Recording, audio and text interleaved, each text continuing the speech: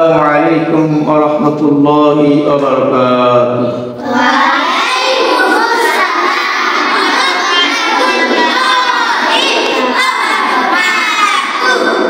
আপনারা সবাই কেমন আছেন?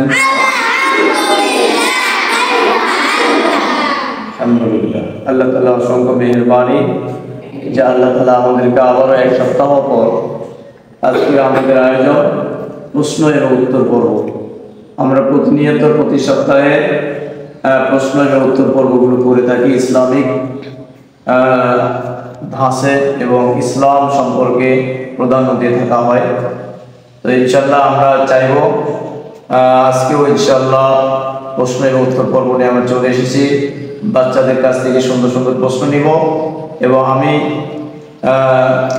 চেষ্টা করব সঠিকভাবে প্রশ্নের উত্তরগুলো দেওয়ার, এবং এখান থেকে যারা প্রশ্ন উত্তরগুলো শুনবো এবং দেখব আমরা সকলে উপকৃত হবে ইনশাআল্লাহ।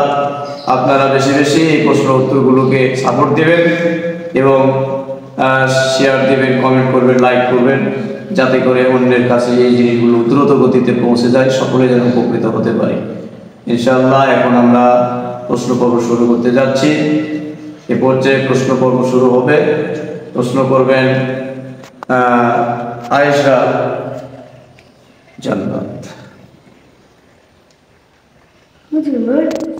একজন মানুষ হচ্ছে কোরআন শরীফে মানে নিয়ে কোরআন শরীফে লেখতে দিয়েছে, কোরআন শরীফের পাতা ছিঁড়ে ফেলছে, তাকে নাকি হচ্ছে কি কয় যে কোনো জীবজন্তুর রূপে নাকি করে দেয়। এটা কি সত্যি?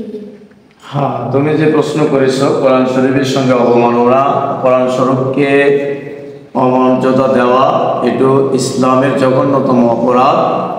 আল্লাহ তাআলা চাইলে কাউকে প্রাণী আকৃতি করে দিতে পারে, এটা আল্লাহর কাছে অনেক সহজ। আর যদি নাও করে, হাসরের মাঠে আল্লাহ তাআলা তাকে অনেক বড় শাস্তির ব্যবস্থা করবেন। আমরা কখনোই কোরআনুল কারীমের সাথে কোনো ক্রমেই আমরা অসম্মান আচরণ করব না।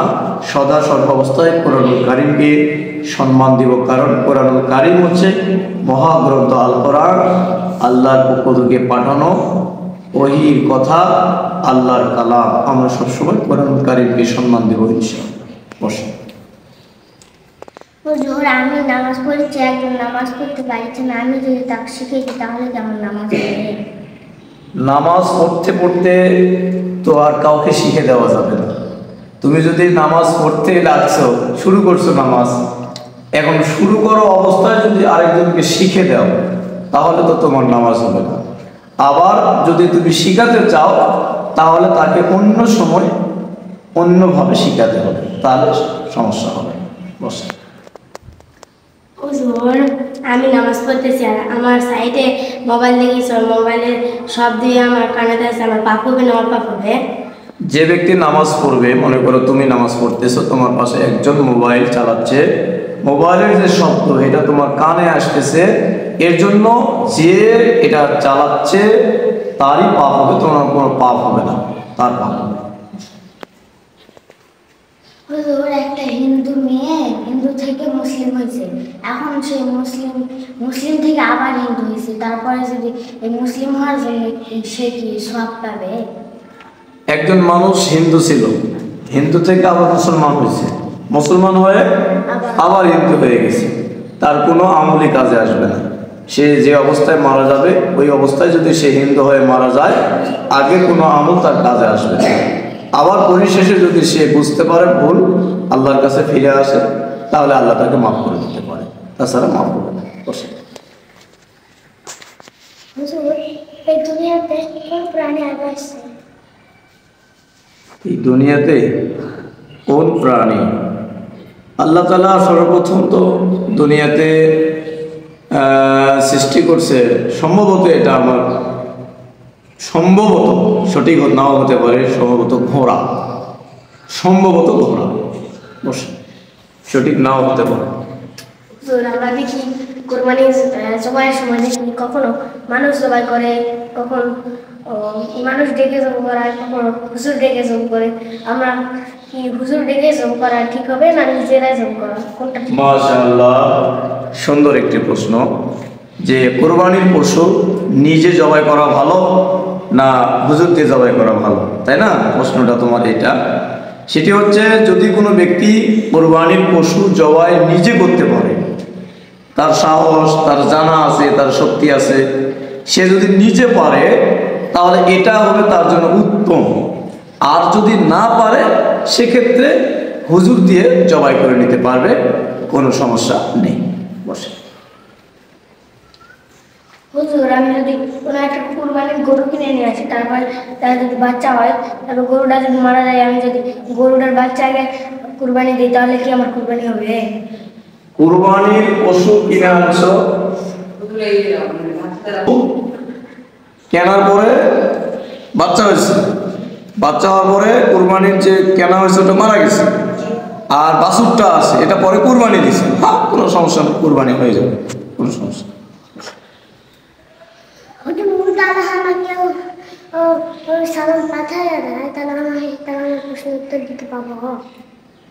আবার বলো।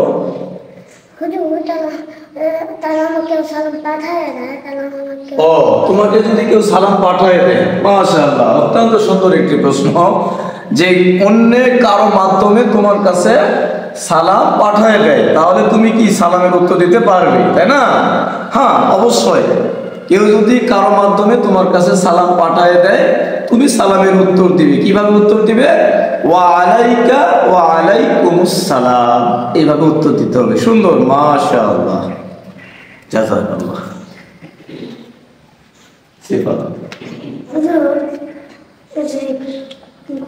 টাকা ধার করে মাশাআল্লাহ, মাশাআল্লাহ, অত্যন্ত সুন্দর একটি প্রশ্ন করেছে সিফাত। যে কোনো ব্যক্তি যদি কুরবানির টাকা ধার করে এনে কুরবানি দেয় তাহলে তার কুরবানি হবে কি না? হ্যাঁ, কোনো ব্যক্তি যদি তার নিজের কাছে আপাতত ওই সময় টাকা না থাকে কিন্তু তার উপর কুরবানি ওয়াজিব হয়ে গেছে, এখন কি করছে, কারো থেকে টাকা ধার করে এনে কুরবানি দিয়েছে, পরবর্তীতে টাকা দেওয়া পরিশোধ করার মতো সামর্থ্য আছে, হ্যাঁ কোনো সমস্যা নাই, সে কুরবানি দিতে পারবে, তার কুরবানি হয়ে যাবে। সুন্দর, মাশাআল্লাহ।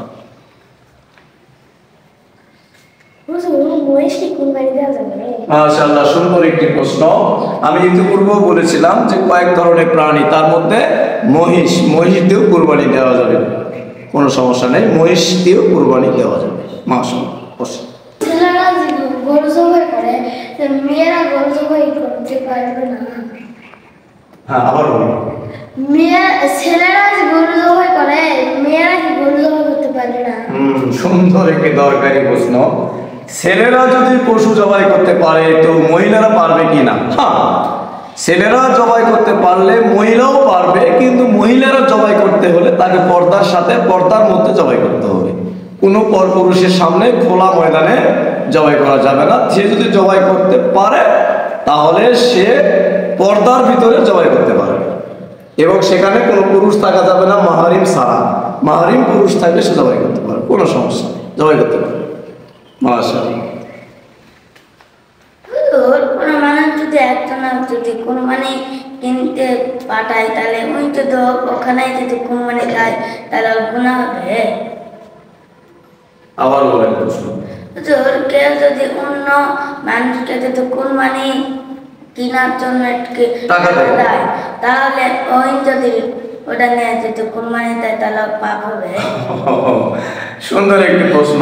মানে একজন টাকা দিয়ে আরেকজনকে কুরবানি কিনতে পাঠাইছে, এরপরে ও কুরবানি কিনে যার টাকা তাকে দেয় নাই, তাই না? সে কুরবানি দিয়েছে, অবশ্যই তার পাপ হবে, তার গুনাহ হবে, তার জন্য এটা হারাম, তার জন্য কি হারাম।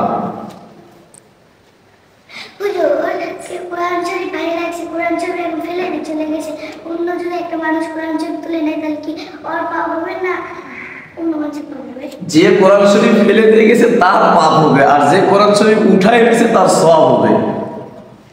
যিনি উঠায় নিছে উনি সওয়াব পাবে, আর যে ফেলে দিয়ে গেছে তার গুনাহ হবে, পাপ হবে। এটা অন্যায়, অনেক বড় অন্যায়, এটা করা যাবে না। বসেন। ঈদের সাধনার পর কি হাত পায়ের লোক কাটা যাবে? হ্যাঁ, সুন্দর একটি দরকারি প্রশ্ন।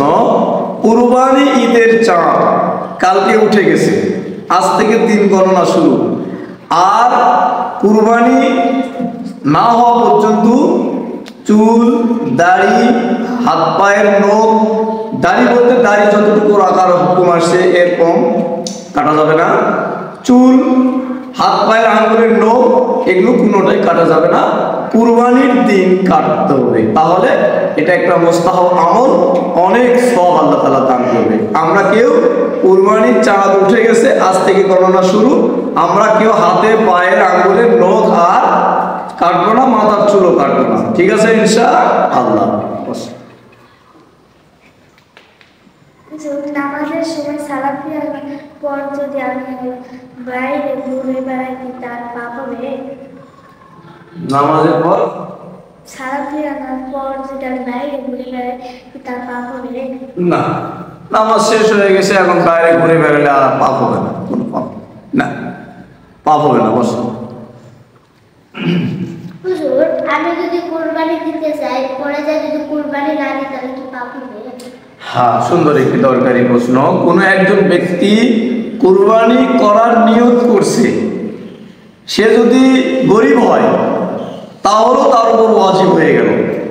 এখন যদি সে কুরবানি না দেয় তার গুনাহ হবে, আর যার উপর ওয়াজিব সে যদি কুরবানি না দেয় সেও গুনাহগার হবে, অবশ্যই গুনাহ হবে। বসে।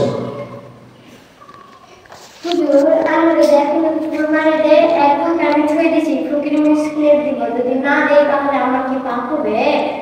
হ্যাঁ, সুন্দর একটি দরকারি প্রশ্ন।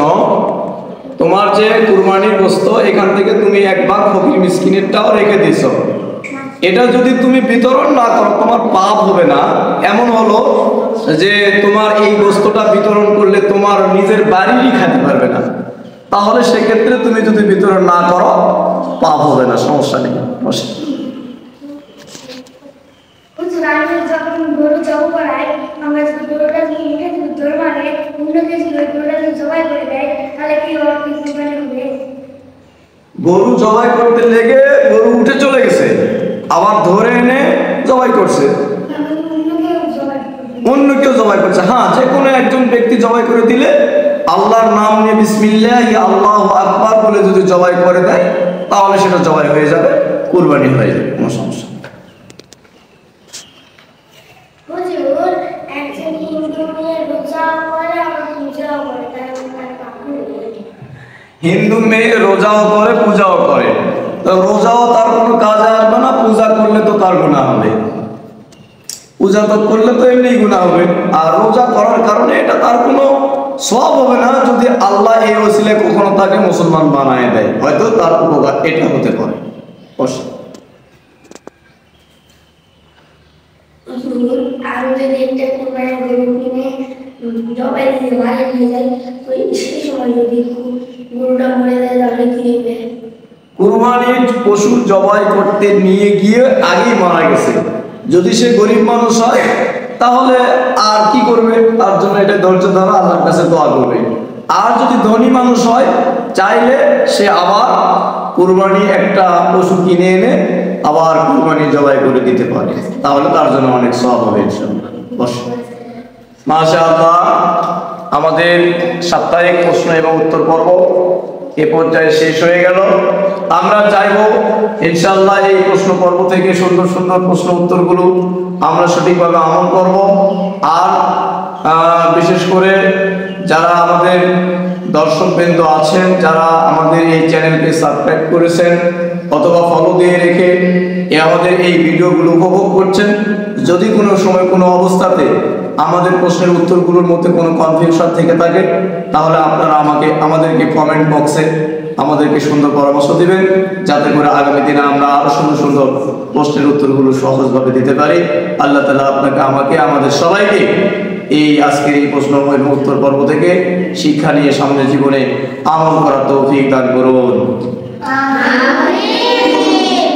আসসালামু আলাইকুম ওয়া রাহমাতুল্লাহ।